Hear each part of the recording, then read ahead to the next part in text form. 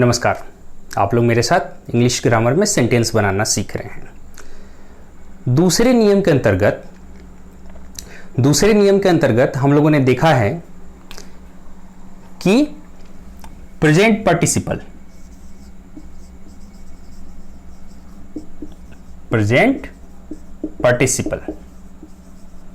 जिसको हम लोग आईएनजी फॉर्म भी कहते हैं का प्रयोग होता है। दूसरे नियम के अंतर्गत हम लोगों ने देखा है कि प्रेजेंट पार्टिसिपल यानी आईएनजी फॉर्म का प्रयोग होता है। अब प्रेजेंट पार्टिसिपल या आईएनजी फॉर्म को हम लोग किस फॉर्म से बनाते हैं? बेस फॉर्म से। बेस फॉर्म, क्रिया का जो बेस फॉर्म होता है उससे हम लोग प्रेजेंट पार्टिसिपल फॉर्म या आईएनजी फॉर्म तैयार करते हैं। बेस फॉर्म यानी फर्स्ट फॉर्म।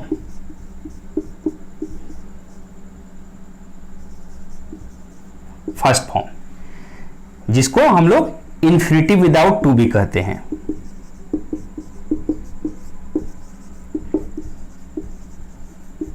टू भी कहते हैं, जो भी आप बोल लो कोई फर्क नहीं पड़ता। तो बेस फॉर्म से हम लोग प्रेजेंट पार्टिसिपल फॉर्म बनाते हैं, जिसका प्रयोग आप लोगों ने दूसरे नियम के अंतर्गत कई सारे टेंसों में देखा है। तो आज हम लोग क्या बात करेंगे कि बेस फॉर्म से प्रेजेंट पार्टिसिपल फॉर्म कैसे तैयार करते हैं। बेस फॉर्म से प्रेजेंट पार्टिसिपल फॉर्म कैसे तैयार करते हैं और क्या क्या सावधानियां हम लोग को रखना पड़ता है ताकि प्रेजेंट पार्टिसिपल फॉर्म जब हम बनाएं तो गलतियां ना हो या कम से कम गलतियां हो। तो आज हम लोग देखेंगे क्या कि बेस फॉर्म से प्रेजेंट पार्टिसिपल फॉर्म कैसे तैयार करते हैं। तो चलिए आज की क्लास स्टार्ट करते हैं हम लोग।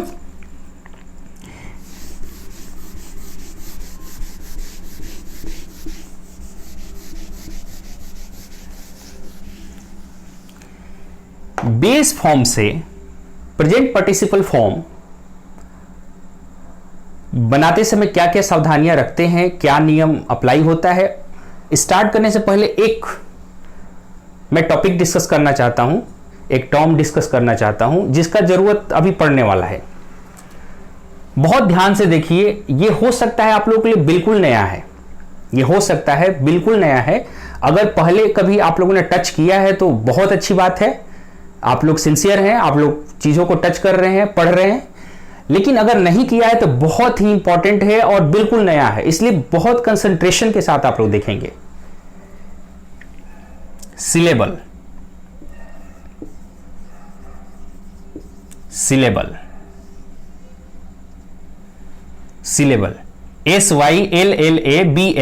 सिलेबल। स्पेलिंग में फिर से लिख दे रहा हूं ताकि स्पष्ट आप लोगों को दिखाई दे। सिलेबल, SYLLABLE,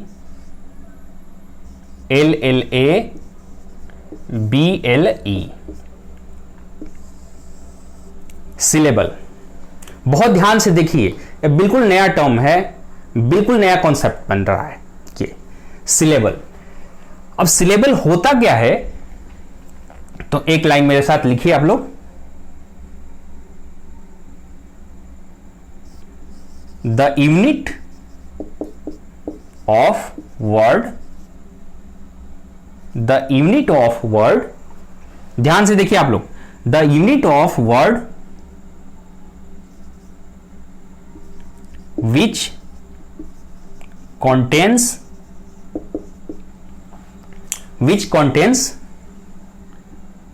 single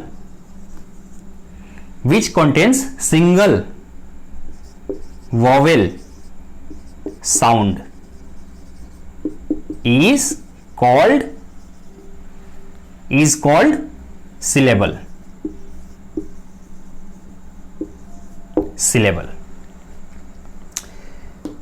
कुछ समझ में आ रहा है? कोई दिक्कत नहीं, मैं समझाता हूं। शब्द जो होते हैं कई टुकड़ों में होते हैं। शब्द जो होते हैं कई टुकड़ों में होते हैं। कुछ शब्द तो ऐसे होते हैं जिनका कोई टुकड़ा नहीं होता है, वो सिंगल, बस मोटा मोटी एक सिंगल होता है। लेकिन कुछ शब्द ऐसे होते हैं जो कई टुकड़ों में होते हैं। अब वो टुकड़ा निर्धारित करने का जो तरीका है, वो तरीका क्या है? टुकड़ा निर्धारित करने का तरीका है कि जब हम उस वर्ड को प्रोनाउंस करते हैं तो उस टुकड़े में एक वॉवेल का साउंड आना जरूरी है। उस टुकड़े में एक वॉवेल का साउंड आना जरूरी है। और उस टुकड़े को क्या कहते हैं हम लोग? सिलेबल कहते हैं। नहीं समझ में आ रही बात? कोई दिक्कत नहीं। देखिए, कई सारे मैं शब्द लिख रहा हूं आप लोगों को यहां। रन, गो, play, open, admit,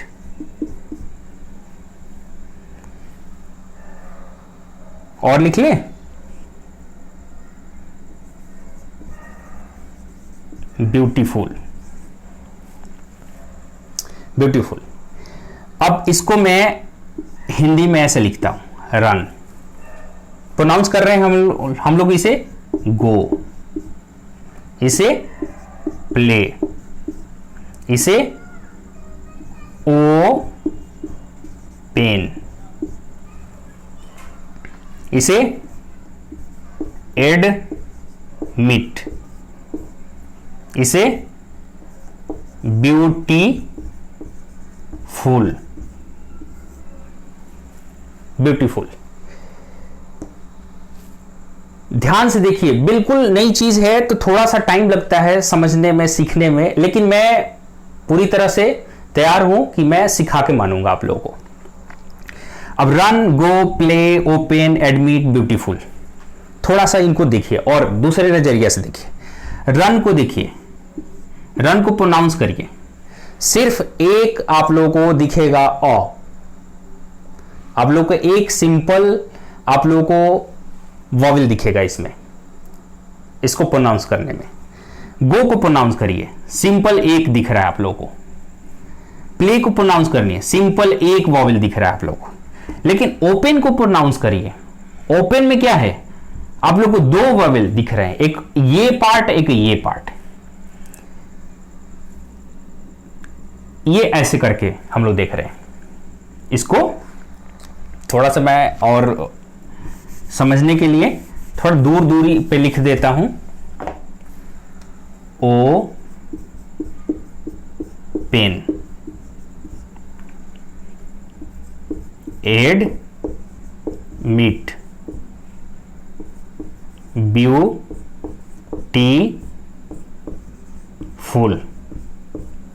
beautiful.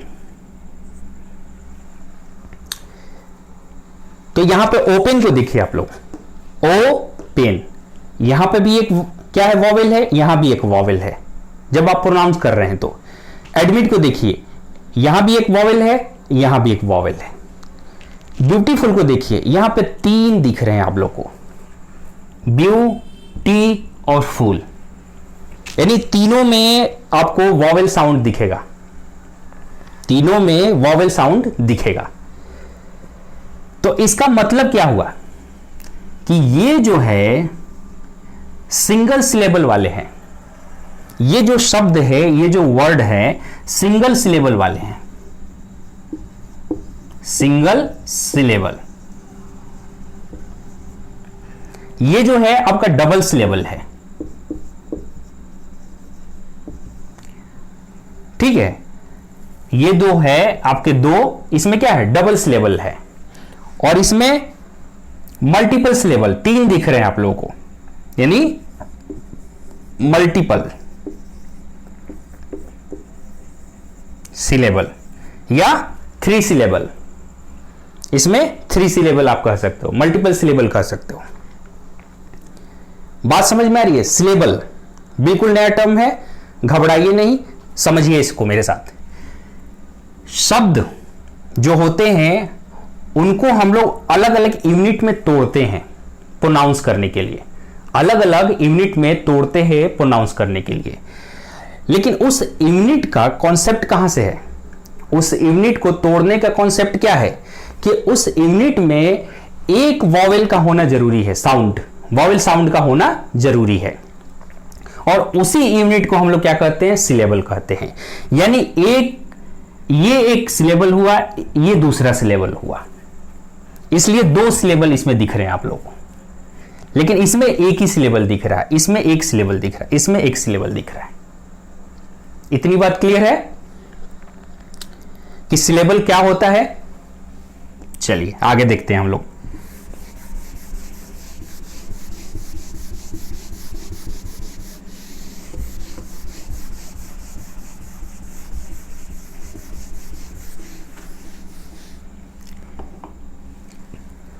Syllable आपको सिंपली आप कोई टेक्स्ट बुक पढ़ते हैं तो वहां पे सिलेबल का कोई जिक्र नहीं होता है, सिलेबल कोई नोट नहीं होता है। लेकिन सिलेबल जब आप डिक्शनरी देखते हो, डिक्शनरी को जब आप पलटते हो, डिक्शनरी में किसी वर्ड को आप देखते हो, तो वहां पे सिलेबल का जिक्र होता है। और दो सिलेबल के बीच में, दो सिलेबल के बीच, दो सिलेबल के बीच मिडिल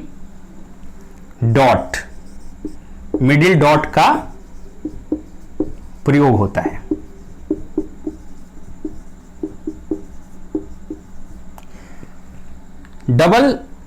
दो सिलेबल के बीच क्या होता है? मिडिल डॉट का प्रयोग किया जाता है, मिडिल डॉट का प्रयोग किया जाता है। यानी आप डिक्शनरी जब देखोगे और डिक्शनरी में किसी शब्द को देखोगे तो उसके सिलेबल को अलग अलग लिखा रहा होता है, उसका सिलेबल क्या होता है? अलग अलग लिखा होता है, और दो सिलेबल के बीच में डॉट होता है। जैसे अब ओपन में लिख रहा हूं एक शब्द, ओपन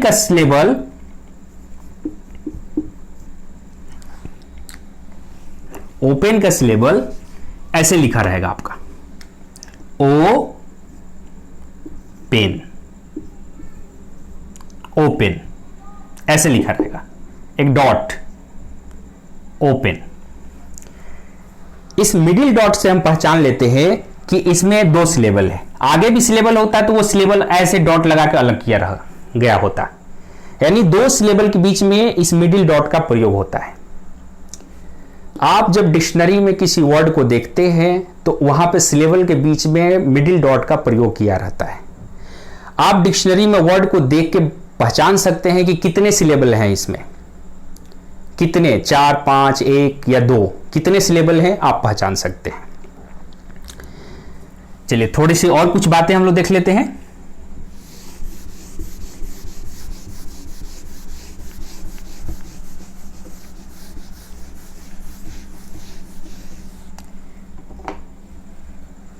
सिलेबल में एक बहुत ही इंपॉर्टेंट चीज होती है, वो होती है stress syllable. Stress syllable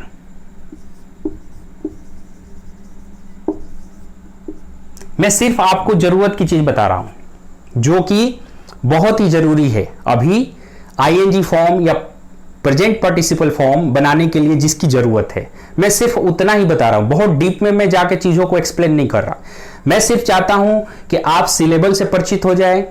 2 syllable, 3 syllable, 1 syllable, इस तरह के बातें होती है एक वर्ड के बीच में, वो कई सारे सिलेबल से मिलकर बने होते हैं, single syllable, double syllable, multiple syllable, ये आप समझ लें। और सिलेबल क्या होता है ये समझ ले। सिलेबल क्या होता है? Contains single vowel sound. Unit जो होती है वर्ड की उसमें सिंगल वॉवेल साउंड का होना जरूरी है। अब आगे बात आती है स्ट्रेस सिलेबल की। स्ट्रेस सिलेबल क्या होता है? एक वर्ड ओपन,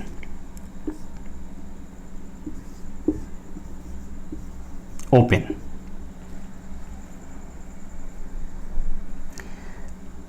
अब इसमें क्या है कि किसी एक सिलेबल के ऊपर हम लोग क्या करते? स्ट्रेस डालते हैं। किसी एक सिलेबल के ऊपर हम लोग क्या करते हैं? स्ट्रेस डालते हैं। क्या करते हैं, स्ट्रेस डालते हैं। किसी एक सिलेबल के ऊपर हम लोग जोर लगाते हैं, थोड़ा सा हल्का सा जोर लगाते हैं, और जिस सिलेबल के ऊपर हम लोग जोर लगाते हैं, थोड़ा सा स्ट्रेस करते हैं, उसके पीछे एक हाइफन लगा रहता है, ऐसे ऐसे हाइफन लगा रहेगा। ऐसे आप लोगों को हाइफन दिखेगा, उसके ऊपर हाइफन दिखेगा। अपोस्ट्रोफी वाला जो साइन होता है बिल्कुल वैसे ही दिखेगा आप लोगों को। तो इसका मतलब है कि जब हम प्रोनाउंस करेंगे तो इस सिलेबल के ऊपर हमारा स्ट्रेस थोड़ा सा रहता है। देखिए, सब मिला के ये है कि ये हमारा लैंग्वेज है नहीं, हमें तो सीखना है, और हम सिंपली क्या करते हैं, किसी वर्ड को प्रोनाउंस करने लगते हैं। एक्चुअली प्रोनाउंस करते समय इतनी सारी बातों का ध्यान रखा जाता है कि बहुत ही टाइम टेकिंग है। ये एक दिन में हम नहीं सीख सकते कि कैसे किस वर्ड को प्रोनाउंस करते हैं, लेकिन धीरे धीरे आप लोग कोशिश करेंगे मेरे साथ, मैं कुछ कोशिश करूंगा, कुछ आप देखोगे, कुछ प्रैक्टिस करेंगे, तो हो सके एक दिन इस पे मास्टरी हासिल की जा सकती है कि किस वर्ड को किस तरीके से प्रोनाउंस करते हैं। और डिक्शनरी देखते समय क्या क्या बातों का हम लोगों को ध्यान रखना है, डिक्शनरी से रिलेटेड सब है। डिक्शनरी अब जब आप देखेंगे तो कितने सिलेबल से वर्ड मिलके बना होता है ये आपको क्लियर हो जाता है, और किस वर्ड पे आपको स्ट्रेस करना है, सॉरी किस सिलेबल के ऊपर स्ट्रेस करना है, ये भी देख के डिक्शनरी क्लियर हो जाता है। ऑक्सफोर्ड की डिक्शनरी आप लोग देखिए, सिंपल, वो छोटी मोटी डिक्शनरी नहीं। तो यहां पे जो ये सिलेबल है ओ, ये स्ट्रेस वाला है, इस पे हम लोग स्ट्रेस लगाते हैं, थोड़ा सा जोर लगाते हैं, तो ये होता है स्ट्रेस सिलेबल।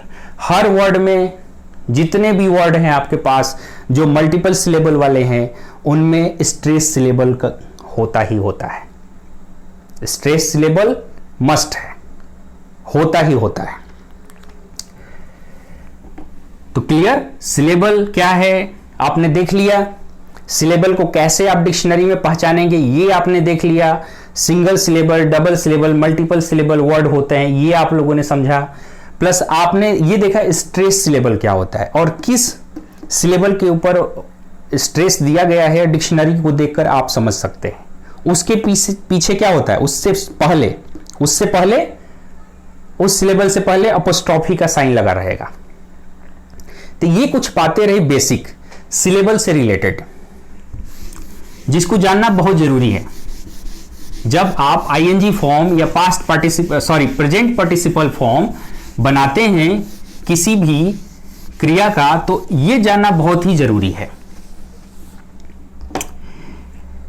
कुछ क्लासेस आप लोग हो जाने दीजिए, जब मैं प्रीपोजिशन और कंजक्शन की क्लासेस कंप्लीट कर दूंगा, बेसिक क्लास, उसके बाद मैं आप लोगों के साथ डिस्कस करूंगा कि डिक्शनरी को देखते कैसे हैं, डिक्शनरी को देखते कैसे हैं, डिक्शनरी देखते समय किन किन बातों का ध्यान रखना है, उसके मायने क्या है, उसमें चीज़ें लिखी जो रहती है उसके मायने क्या है, और किस तरीके से प्रोनाउंस करते हैं और किस तरीके से मीनिंग खोजते हैं।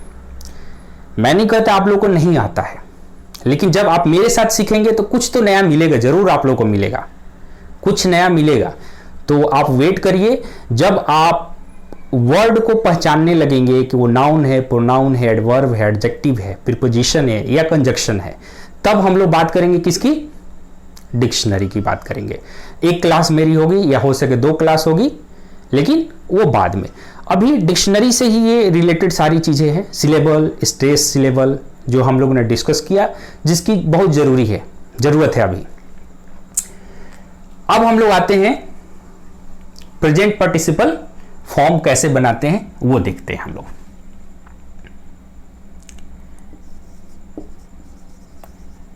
प्रेजेंट पार्टिसिपल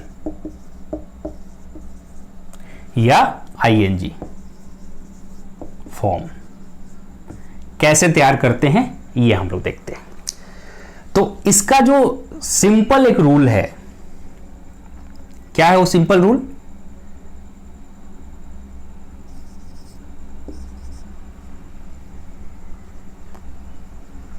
क्या है सिंपल रूल, बेस फॉर्म में आईएनजी जोड़कर, बेस फॉर्म में आईएनजी जोड़कर प्रेजेंट पार्टिसिपल फॉर्म बनाते हैं। बेस फॉर्म में आईएनजी जोड़कर प्रेजेंट पार्टिसिपल फॉर्म हम लोग तैयार करते हैं। तो देखिए थोड़ा एग्जांपल हम लोग देख लेते हैं। बहुत सिंपल है, बेस फॉर्म, उसमें आईएनजी जोड़िए, आपका तैयार हो गया। कुक, सी, गो, इट, ये कुछ क्रियाएं हैं। तो बस बेस फॉर्म दिख रहा है आप लोग को, आईएनजी जोड़ दीजिए।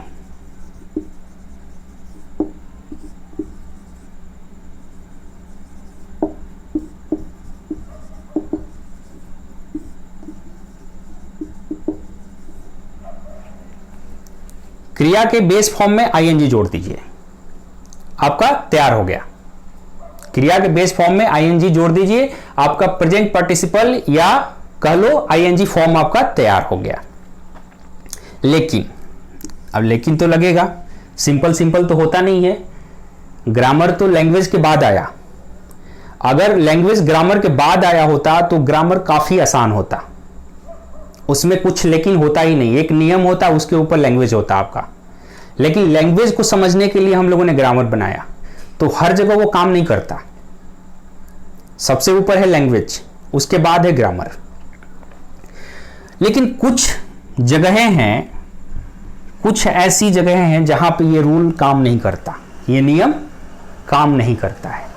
सिंपली आप आईएनजी नहीं लगा सकते।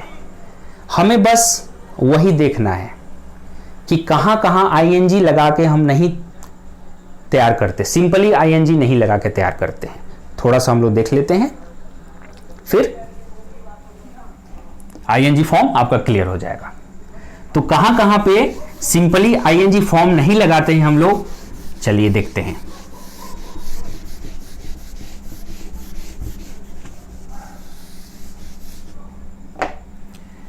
पहला, कहां कहां पे आईएनजी सिंपली आईएनजी फॉर्म नहीं लगाते हैं हम लोग देखते हैं। पहला,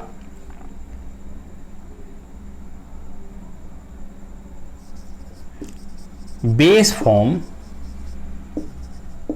के अंत में ई तथा उसके पहले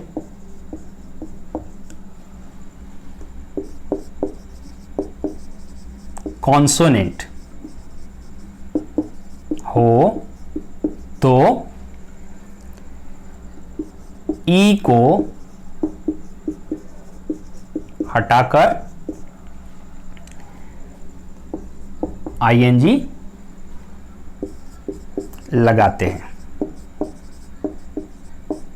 ई को हटाकर आईएनजी लगाते हैं। अब समझिए इसे, आईएनजी तो हम लगाते हैं, लेकिन होता क्या है कि कुछ ऐसे बेस फॉर्म है हमारे पास जिनके अंत में ई आता है और उसके पहले एक कॉन्सोनेंट आता है, एक कॉन्सोनेंट आता है। तो उसका जब प्रेजेंट पार्टिसिपल या आईएनजी फॉर्म हम तैयार करते हैं तो ई को हटा देते हैं, ई को हटा देते हैं, फिर आईएनजी जोड़ के हम लोग बनाते हैं। क्लियर? सिंपल है बिल्कुल। चलिए हम लोग देखते हैं कौन कौन से हैं। राइट, गिव, कम, टेक। तो इनका आईएनजी फॉर्म कैसे तैयार होगा? राइटिंग, ई को हटा दीजिए, गिविंग, ई को हटा दीजिए, कमिंग, ई को हटा दीजिए, टेकिंग, ई को हटा दीजिए। ये आप लोग को ध्यान में रखना है, नहीं तो गलतियां हो जाएंगी, आप गलतियां कर बैठोगे। जब आप प्रेजेंट पार्टिसिपल फॉर्म बनाओगे तो गलतियां कर बैठोगे। ये छोटी गलती नहीं है, इसे आप इग्नोर नहीं कर सकते। एक तो ये हो गया। अब आगे बढ़ते हैं हम लोग, देखते हैं और किन जगहों पे नियम काम नहीं करता हमारा। तो एक तो आप लोगों ने देख लिया कि लास्ट में ई हो, उसके पहले कॉन्सोनेंट हो, तो हम क्या करते हैं, ई को हटा देते हैं और आईएनजी जोड़ देते हैं।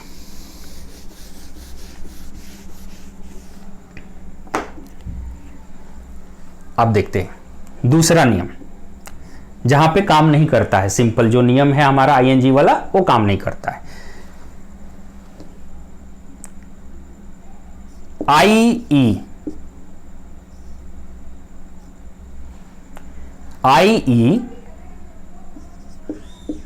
अगर अंत में आता है, अगर अंत में आता है, किसके अंत में आएगा, बेस फॉर्म के अंत में आएगा। अगर अंत में आता है तो को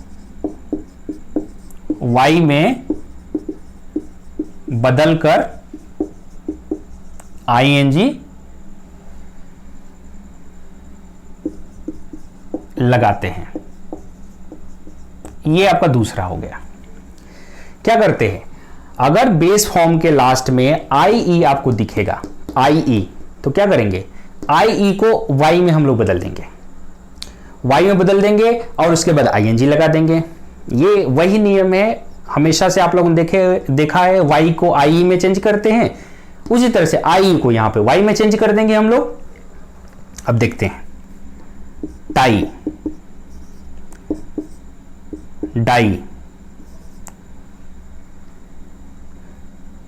टाई, डाई,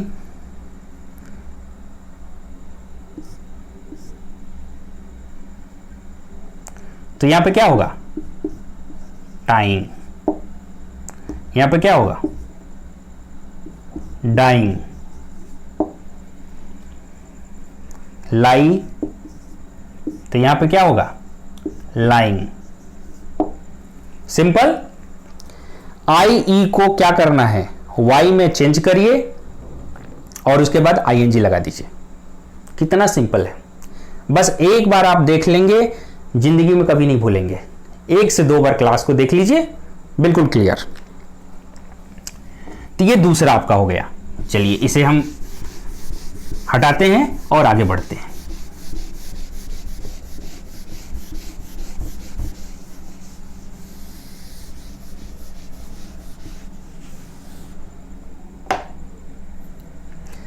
आगे देखते हैं, अगर बेस फॉर्म के अंत में एक कॉन्सोनेंट तथा उसके पहले उसके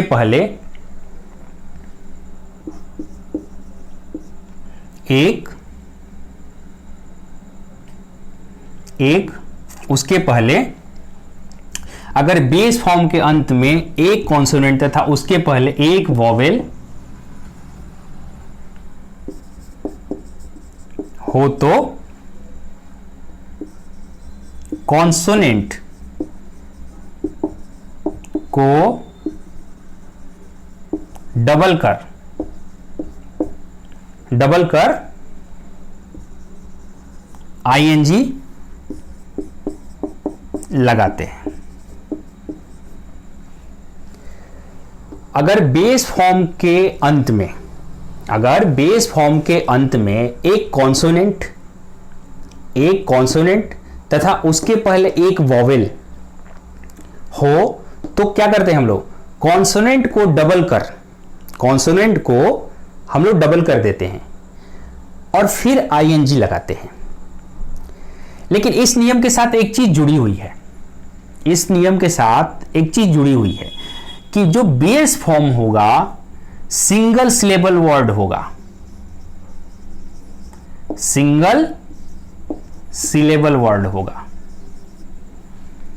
जो बेस फॉर्म होगा वो क्या होगा, सिंगल सिलेबल वर्ड होगा। बहुत ध्यान से देखिए, यहां पे कंफ्यूजन है थोड़ा सा। अगर आप सिंगल सिलेबल नहीं समझते हैं तो कंफ्यूजन हो जाएगा। मैं स्टार्टिंग में आप लोगों को syllable, single syllable, double syllable, multiple syllable, stress word क्यों बता रहा था कि उसकी जरूरत पड़ेगी यहां पे, इसलिए मैंने बेसिक नॉलेज दिया आप लोगों को, डिक्शनरी से रिलेटेड थोड़ा सा हम लोगों ने जिक्र किया। अगर बेस फॉर्म सिंगल सिलेबल है, सिंगल सिलेबल फॉर्म है, ठीक है, बेस फॉर्म अगर सिंगल सिलेबल वर्ड है तो उसमें क्या करेंगे, डबल कर देंगे कॉन्सोनेंट को डबल कर देंगे और आईएनजी लगा देंगे। तो एक तो ये बात को ध्यान रखना है आप लोगों को। दूसरा, कॉन्सोनेंट में 3 कॉन्सोनेंट इस नियम को फॉलो नहीं करते हैं। वो कौन कौन से हैं? एक्स, वाई और डब्ल्यू। एक्स, वाई और डब्ल्यू, ये 3 जो कॉन्सोनेंट है वो इस नियम को फॉलो नहीं करते। इसका मतलब उन 3 कॉन्सोनेंट के पहले अगर कोई वॉवेल आता है तो कॉन्सोनेंट को डबल करके आईएनजी हम नहीं लगाएंगे। तो फिर क्या करेंगे? सिंपली पहला नियम आईएनजी लगा देंगे। सिंपली पहला नियम आईएनजी लगा देंगे।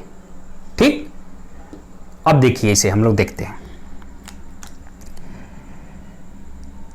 रन, सिट, हिट, मैप, ये सारे क्या है? सिंगल सिलेबल वर्ड है। क्या है? सिंगल सिलेबल वर्ड है। इनके लास्ट में आप देख रहे हैं एक कॉन्सोनेंट है, एक कॉन्सोनेंट है और उसके पहले एक वॉवेल है। एक कॉन्सोनेंट एक वॉवेल है, कॉन्सोनेंट एक वॉवेल है, एक कॉन्सोनेंट है एक वॉवेल है। तो इसे सिंपली हम लोग को क्या करना है? कॉन्सोनेंट को डबल कर देना है। सॉरी, ये रन, तो आपका क्या हो जाएगा? रनिंग, डबल एन हो जाएगा। Sitting, heating, mapping,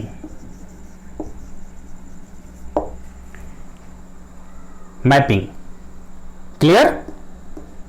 mapping. अब थोड़ा इसका एक एग्जांपल देख लो आप, ताकि एकदम क्लियर हो जाएगा आप लोगों को।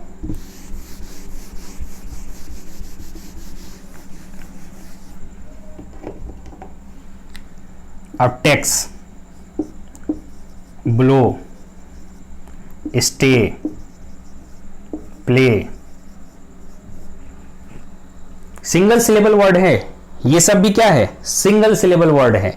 आप इनको प्रोनाउंस करके देख सकते हो। प्रोनाउंस करके देख के समझ में नहीं आता, डिक्शनरी में जाके आप देख सकते हो। जब ऑक्सफोर्ड डिक्शनरी आप उठाओगे तो वहां पे देखोगे कि ये सब सिंगल सिलेबल वर्ड हैं। अब देखें तो इसका क्या होगा? टेक्सिंग। इसका क्या होगा? ब्लोइंग। इसका स्टेइंग। इसका प्लेइंग। क्लियर? यानी इस नियम में कॉन्सोनेंट जो हमने लिखा है यहां पे कि कॉन्सोनेंट लास्ट में होना चाहिए, उसके पहले एक वॉवेल होना चाहिए। तो कॉन्सोनेंट में एक्स, वाई और डब्ल्यू, यानी W X Y, W X Y follow नहीं करता इस नियम को। दूसरी बात, ये नियम सिंगल सिलेबल के लिए है। ये नियम क्या है कि सिंगल सिलेबल के लिए। इतनी बात भी क्लियर है कि ये जो नियम है सिंगल सिलेबल के लिए है। एकदम रट जाइए, दिमाग में इसे एकदम फिट कर लो, नहीं तो गलती आप कर बैठोगे। मतलब किसी भी हाल में आप लोगों को syllable, single syllable, double syllable, multiple syllable को समझना है, उसे दिमाग में बार बार हिट कराना है ताकि आप उससे फेमिलियर हो जाओ। ऐसा ना लगे कि कभी सुन के ये क्या सुन लिया, ये नया सा कुछ वर्ड, इसकी क्या जरूरत है? इसकी बहुत जरूरत है, इसकी बहुत जरूरत है। जब मैं डिक्शनरी वाले चैप्टर में आप लोगों को ले जाऊंगा तो आपको बताऊंगा कि इसकी कितनी जरूरत है, कितना ये इंपॉर्टेंस रखता है, ये उस समय आप लोग देखोगे। अभी हमने परिचय कराया, परिचय के साथ आप लोग प्रेजेंट पार्टिसिपल फॉर्म को बनाइए। चलिए आगे चलते हैं हम लोग। इसी नियम में ये जो तीसरा नियम हम लोग कर रहे हैं, ये जो हम लोग तीसरा नियम कर रहे हैं, तो तीसरा नियम में मैं इसको ए कर लेता हूं, इसको मैं ए कर देता हूं, क्योंकि हम लोगों ने सिंगल सिलेबल की बात की। तो अब हम लोग डबल सिलेबल की बात करेंगे, मल्टीपल सिलेबल की बात करेंगे। मोस्टली क्या होता है कि क्रिया में मल्टीपल सिलेबल यानी दो से ज्यादा बहुत ही कम होते हैं, तो दो से ज्यादा के बारे में हम लोग को नहीं सोचना है, हम लोग डबल सिलेबल की बात करेंगे। डबल सिलेबल पे ही दिक्कत आती है, यह नियम वेरी करने लगता है, डबल सिलेबल में यह नियम वेरी करने लगता है। चलिए देखते हैं हम लोग।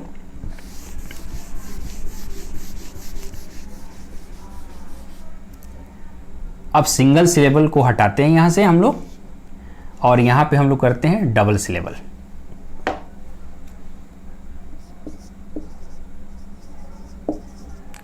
Double syllable. अब हम लोग देखते हैं डबल सिलेबल की बात देखते हैं, और स्ट्रेस सिलेबल की भी हम लोग बात करेंगे, तभी तो हम लोग इस नियम को क्लियर कर पाएंगे। अगर डबल सिलेबल वाले बेस फॉर्म के अंत में एक कॉन्सोनेंट तथा उसके पहले एक वॉवेल हो तो बात यहां पे बदल जाएगी।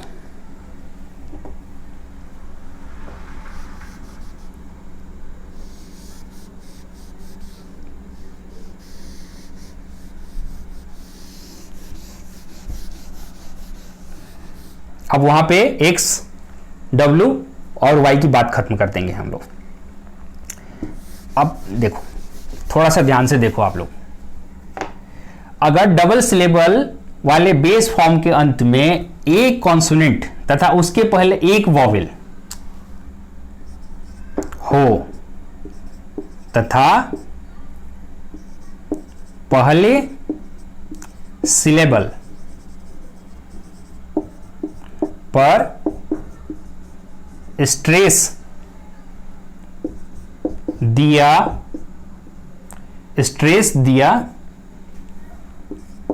गया हो तो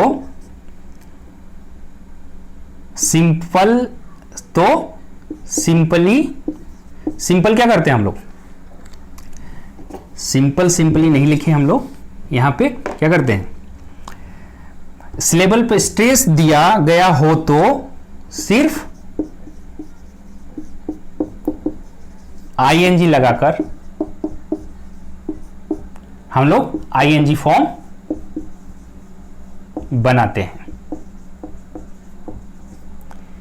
समझ में आ रही बात? अगर डबल सिलेबल का बेस फॉर्म आपके पास है और लास्ट में आपके क्या है, कॉन्सोनेंट है, उसके पहले एक वॉवेल है, लेकिन एक शर्त यह भी है कि पहले सिलेबल पे जोर दिया गया है, पहले सिलेबल पे जोर दिया गया है। और कैसे पता चलता है कि किस सिलेबल पे जोर दिया गया है, उस सिलेबल से पहले अपॉस्ट्रोफी का साइन लगा रहता है। ये सिंपली आपको टेक्स्ट बुक में नहीं मिलता, ये डिक्शनरी में मिलता है, और वो भी अच्छे लेवल की डिक्शनरी में मिलेगा। ये कोई ऐसे मार्केट से उठा लाओगे तो नहीं मिलेगा आपको, तो वहां पे डिक्शनरी से आप लोग क्लियर कर सकते हैं। प्रैक्टिस करते करते आपकी समझ इतनी बढ़ जाएगी कि आप क्लियर कर लोगे, एक दिन खुद से भी क्लियर कर लोगे। लेकिन अभी तो हमें डिक्शनरी का सहारा लेना ही पड़ेगा, क्योंकि अभी तो हम स्टार्ट ही कर रहे हैं इन सब चीजों की। अब देखते हैं हम लोग,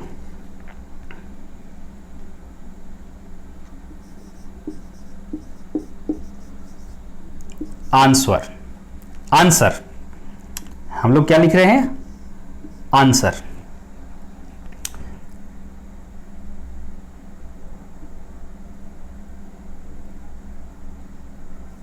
विजिट। मैं बहुत सारे वर्ड नहीं लिख रहा हूं, क्योंकि बहुत टाइम टेकिंग हो जाता है। वर्ड्स के साथ आप लोगों को नहीं खेलना है, हमारे साथ आप लोगों को नियम के साथ खेलना है। अब आंसर और विजिट, थोड़ा सा इसे हम लोग तोड़ के लिखते हैं, जैसे डिक्शनरी में लिखा रहता है। तो ये हुआ आपका AN, और स्ट्रेट ये आपका मिडिल डॉट SWER, और ये आपका हो गया विजिट।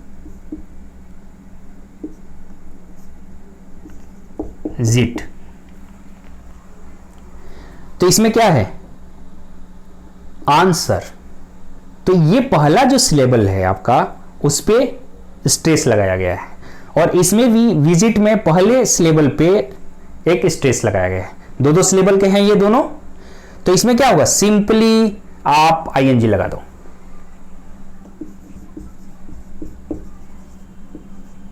आंसरिंग और विजिटिंग, सिंपली आंसरिंग और विजिटिंग, सिंपल। आपको ING लगा देना है, कुछ नहीं करना है। थोड़ा सा इसमें एक और टॉपिक हम लोग देख लेते हैं। इसमें थोड़ा सा चेंज जब हम लोग करेंगे तो क्या होगा, उसे देख लेते हैं। आप लोग घबराए नहीं, जब चीजें पहली बार सामने आती है तो हो सकता है कि हमें समझ में ना आए, लेकिन एक दिमाग में कहीं ना कहीं हिट तो करती है वो चीज कि ऐसी कुछ चीज होती है जो हमें पता नहीं है, उसे सीखना है। पहले तो पता होना चाहिए कि हमें नहीं आती है ये चीज और हमें सीखना है, फिर वो चीज दिमाग में धीरे से हिट करती है पहली बार में, दूसरी बार में थोड़ा ज्यादा समझ में आता है, तीसरी बार में एकदम बिल्कुल समझ में आ जाएगा आपको। ये ऐसा नहीं है कि syllable, stress, syllable, middle dot ये पहली बार आप लोग सुनेंगे मेरे साथ। ये तो स्टार्ट हुआ है, कई बार आप लोग सुनेंगे। डिक्शनरी वाला चैप्टर लंबा चलेगा, उसमें कई सारी बातें मैं डिस्कस करूंगा आप लोगों के साथ, तो वहां पे तो बिल्कुल आप लोग को एकदम क्लियर हो जाएगा। लेकिन यहां पे मैंने जितना कोशिश किया, ऐसा नहीं कि बिल्कुल नहीं समझ में आ रहा होगा आप लोगों को।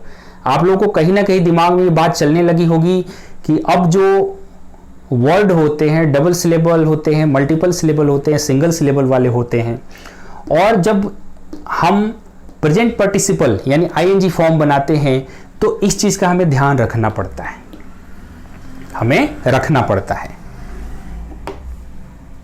तो यहां पे क्या है, पहले सिलेबल, अभी हम लोगों ने देखा कि पहले सिलेबल के ऊपर अगर स्ट्रेस दिया गया है तो क्या होता है, सिंपली ING लगाते हैं।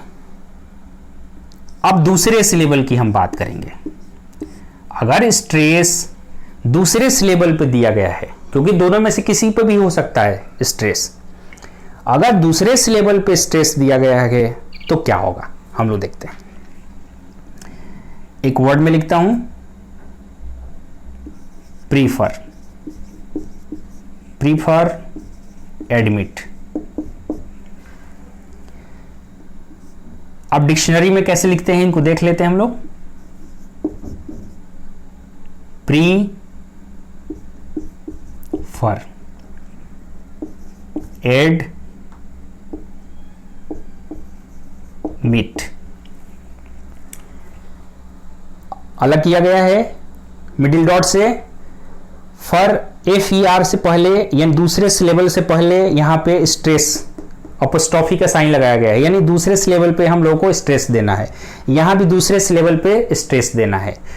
तो अब क्या करते हैं, जब दूसरे सिलेबल पे स्ट्रेस दिया होता है तो यहां पे लिख लेते हैं हम लोग, स्ट्रेस दिया गया होता है तो कॉन्सोनेंट, कॉन्सोनेंट को डबल कर, डबल कर, कॉन्सोनेंट को डबल कर ING फॉर्म बनाते हैं, कॉन्सोनेंट को डबल कर ING लगाते हैं उसके बाद, और हम लोग इस तरह से ING यानी प्रेजेंट पार्टिसिपल तैयार करते हैं। देखिए अब प्रीफर में क्या होगा, इसका प्रीफरिंग, प्रीफरिंग होगा, एडमिटिंग होगा। क्लियर? सिंपल अगर बुक पढ़ेंगे आप तो बहुत सारी चीजें उसमें स्किप कर दी जाती है। सिंपल आप बुक पढ़ेंगे तो बहुत सारी चीजें स्किप कर दी जाती है, क्योंकि उनको लगता है कि बहुत आसान आसान चीज लिखो, इसमें बहुत इजी गोइंग लिखो, बच्चे पढ़ें, वो बोर ना हो जाए। लेकिन कुछ ऐसी चीज़ें हैं जिसे इग्नोर करके आप चीज़ों को नहीं समेट सकते हैं। अगर मैं सिलेबल की बात ना करूं तो मैं अपने आप में कभी ज़िंदगी में सेटिस्फाई नहीं होऊंगा कि मैंने आप लोगों को बताया था प्रेजेंट पार्टिसिपल यानी आईएनजी फॉर्म कैसे बनाते हैं। बहुत सारी बुक में बिना सिलेबल की बात किए आपको नियम बता दिए जाते हैं, लेकिन वो नियम ब्रेक हो जाते हैं। वो नियम ब्रेक हो जाते हैं। कहां ब्रेक हो जाते हैं? जब बात आती है सिलेबल की। इसलिए मैंने सिलेबल से आपका परिचय कराया। स्ट्रेस सिलेबल क्या होता है, मिडिल डॉट क्या होता है, डबल, मल्टीपल, सिंगल सिलेबल क्या होते हैं, ये सारी बातें की। और मैंने आप लोगों के साथ शेयर किया कि प्रेजेंट पार्टिसिपल फॉर्म कैसे तैयार करते हैं। सिंपली आईएनजी लगा के करते हैं। उसके बाद वो नियम आईएनजी वाला, सिंपली आईएनजी वाला नियम कहां कहां ब्रेक होता है आप लोगों ने देखा। तो इसके अंतर्गत 3 देखा आप लोगों ने, 4 देखा, 3 या 4 कह लो, जो भी हमने बताया वो आप लोगों ने देखा कि यहां पे ये नियम ब्रेक होते हैं। इस तरीके से मैंने अपनी तरफ से पूरी कोशिश की है कि आप लोगों को प्रेजेंट पार्टिसिपल यानी आईएनजी फॉर्म बनाते समय कोई परेशानी ना हो। बाकी आप लोगों को एक्सरसाइज क्या करना है, कोई भी बुक उठा लो, घर में जितनी बुक भी, जो भी बुक पढ़ी हो, ग्रामर की बुक पढ़ी हो, उठा लो आप। और उसमें जहां लिस्ट दिया गया है आईएनजी कैसे बनाया, नियम ना पढ़ना आप बनाया, आप बेस फॉर्म देखना, आईएनजी उसका बनाना, और देखना कि आप नियम को फॉलो करके बना रहे हो तो सही हो रहा है कि नहीं हो रहा। बेस फॉर्म देखना, आईएनजी फॉर्म बनाना, बेस फॉर्म देखो और आईएनजी फॉर्म बनाओ। अब देखो कि इन नियमों को फॉलो करके क्या मैं सही बना पा रहा हूं कि नहीं, और सारा बना डालो। 200, 300, 400, 500, 1000 जितने भी वर्ब है सबका आईएनजी फॉर्म एक बार बना डालो। बिल्कुल क्लियर हो जाएगा आईएनजी फॉर्म आप लोगों को। और ये सिलेबल पे मास्टरी धीरे धीरे होगी। Double, single syllable, middle dot और स्ट्रेस सिलेबल क्या होता है, इस पे मास्टरी धीरे धीरे होगी। लेकिन अभी आप क्या कर सकते हैं कि जब आप डिक्शनरी देखो तो जरूर देखो कि यहां पे सिलेबल की बात उसमें है कि नहीं। सिंगल सिलेबल वर्ड है, डबल सिलेबल वर्ड है, ट्रिपल सिलेबल है, फोर्थ सिलेबल है, मल्टीपल सिलेबल है, ये आप डिक्शनरी में जरूर देखो। कैसे देख लोगे? डॉट से उनको अलग अलग किया गया होता है। दूसरी बात, किस सिलेबल के ऊपर स्ट्रेस दिया गया होगा ये आप लोग इस साइन से पहचान सकते हैं, अपोस्ट्रोफी की। उस सिलेबल के पहले अपोस्ट्रोफी का साइन होगा। तो जो वर्ड आप लोगों को क्लियर ना हो, बड़ा सा वर्ड दिखे, क्लियर ना हो आप लोगों को कि इसमें आईएनजी लगाना है कि आपको डबल कॉन्सोनेंट के साथ आईएनजी लगाना है, तो एक बार डिक्शनरी आप देख लो, वहां से क्लियर कर लो, या बुक में जो आप एक्सरसाइज करोगे वहां पे दिया है तो वहां से समझ जाओगे कि ये डबल सिलेबल है, ठीक है। और लास्ट वाले सिलेबल पे स्ट्रेस दिया गया है, इसलिए कॉन्सोनेंट को डबल किया गया है। अगर पहले वाले सिलेबल पे स्ट्रेस दिया गया है तो कॉन्सोनेंट को डबल नहीं किया जाता है, सिंपली क्या करते हैं हम लोग, आईएनजी लगा देते हैं। तो ये प्रेजेंट पार्टिसिपल या आईएनजी फॉर्म कर लो, इसकी बातें रही। मैंने पूरी कोशिश की है। बाकी कमेंट के थ्रू आप लोग बता सकते हो कि कहाँ मुझसे कमियां हो रही है। मैं और कोशिश करूंगा और बेटर करने की अपने आप को। अगली क्लास हमारी आगे बढ़ेंगे हम लोग और मॉडल एक्सिलरी की बात करेंगे, ठीक है। ऐसे ही जुड़े रहिए, कमेंट के थ्रू मुझे बताते रहिए, चैनल को शेयर करिए, बहुत लोगों तक शेयर करिए, आप सबको सिखाना है हमें। और सब्सक्राइब बढ़ाइए आप लोग प्लीज़, क्योंकि मुझे सब्सक्राइबर की ज़रूरत है। Thank you very much. ऐसे ही जुड़े रहिए आप लोग।